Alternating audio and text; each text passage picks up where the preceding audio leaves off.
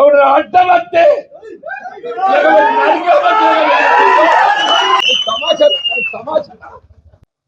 టికెట్లు పంచుకుంటానికి ఏదైతుందో ఇది నీ అయ్యే సొత్తు కాదు, అబ్బ సొత్తు కాదు.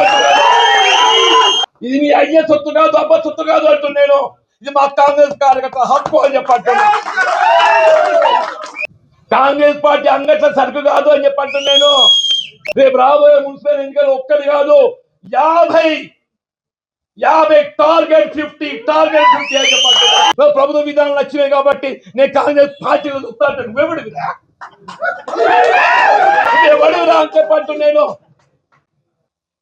కాంగ్రెస్ పార్టీ అంతర్గత వ్యవహారాలలో జోక్యం చేసుకుంటే మాత్రం సహించేది లేదు అని చెప్పంటున్నా. నిజమైన కాంగ్రెస్ వాది, కాంగ్రెస్ పార్టీ కార్యకర్త వాళ్ళ కొరకే పోరాటం చేస్తా. కానీ సందులు వచ్చేటోళ్ళు, సందులు దూచేటోళ్ళు మాత్రం ఏదైతుందో సహించలేదు. శ్రీరామచంద్ర ప్రభు ఏదైతుందో ధర్మానికి కట్టుబడి ఉన్న రావణాసుడి 10 తలలు నరికిండు.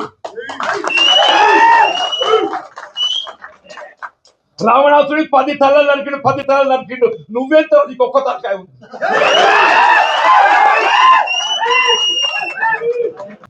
పది తలలో పలిక శ్రీరామచంద్ర ప్రభువు మనకు ఆదర్శం అని చెప్పండి. నువ్వెంత ఒక తలకాయ.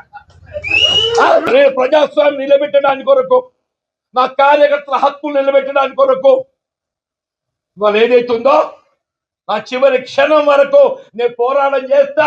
మీ హక్కు నిలబెడతా. పార్టీలో 50 స్థానాలు కైవసం చేసుకోవాలి. కాంగ్రెస్ పార్టీ జెండా ఎగరవేయాలి. అడ్డమంటే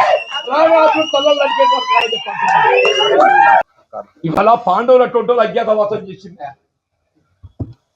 ధర్మానికి కట్టుబడ్డటువంటి పాండవులు ఏదైతుందో అజ్ఞాతవాసం చేసింది. ఇక్కడ మనం అజ్ఞాతవాసం ఉన్నాం. పాండవులు కూడా మళ్ళీ మంచి దినాలు వచ్చినాయి. మన కూడా మంచి దినాలు వస్తాయి చెప్పారు. మన కూడా తప్పకుండా వాళ్ళు ఏదైతుందో మీకు నేనండా, నాకు మీరన్నా. మనకు కాంగ్రెస్ పార్టీ అన్న